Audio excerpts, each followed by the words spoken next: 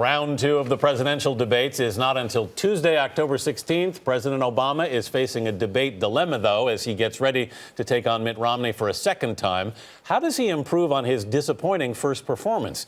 And maybe something as simple as changing his body language. Jim, the president began this segment, so I think I get the last word. As we were reminded this week, it's not just what you say, but what your body language says about you. It's been the case for presidential candidates since the very first televised debate in 1960. Whether it's impatiently glancing at a watch or unexpectedly approaching your rival. And I believe I can. All right. How politicians carry themselves can change how voters feel about them. With two more presidential debates to go, the body language is sure to evolve as we head into the next round of this three-round fight. By most accounts, Mitt Romney was viewed as the clear winner of Wednesday's debate. According to a CBS News poll of uncommitted voters, 46% said Romney won, while just 22% said President Obama came out on top. So how important was body language in this debate? Joining us is Joe Navarro. He's a former FBI body language expert, and he's the author of What Everybody Is Saying. Good morning, Joe. Thanks for being with us. Good morning. From what you saw of President Obama, what was your takeaway about what he was sort of showing there? Well, it was so uncharacteristic. We see him bounding up airplane stairs and so forth, and within the first 3 minutes, the performance was flat. Mm-hmm. And that's really what everybody's commenting on, is just how flat the performance was, how unenergetic and very uncharacteristic.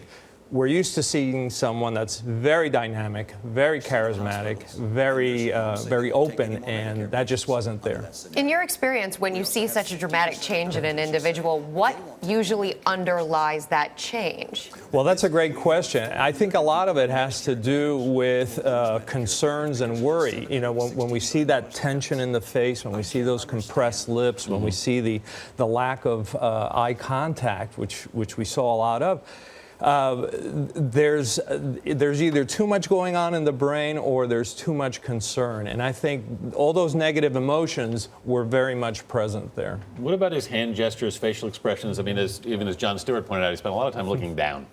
Yeah, and that's not a good thing to do if you're doing what in essence is a performance. Very dramatic that he wasn't making great eye contact, he wasn't facing, he wasn't relaxing his face, and all this speaks to the audience that there's issues there. Well, what are the issues? What are you concerned about? What's your worry? And we just can't sort of throw that out of our minds. It's there, and everybody's talking about it, and that's why it was really in essence a poor performance.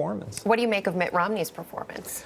It was extraordinary when you consider how uncomfortable he seems at times. In other performances, he's been a little bit more stiff and so forth. His gestures were large, they were grand, they were expansive, and he looked directly at the president and so forth. And that's what you want, because gestures potentiate words. And when the gestures are in synchrony with the words, then they really add to the message. So if you were giving advice to both of these candidates for the next debate, what would you tell them?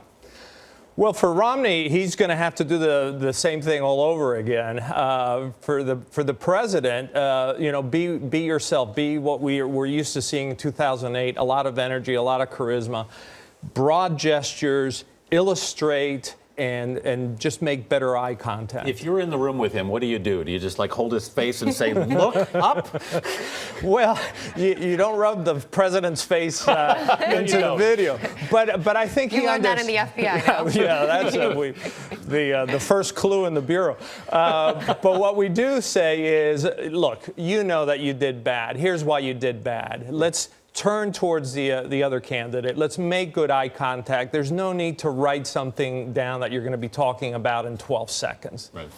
Move on. All right. Joe Navarro, we have to move on. Thanks so much for being with us this morning.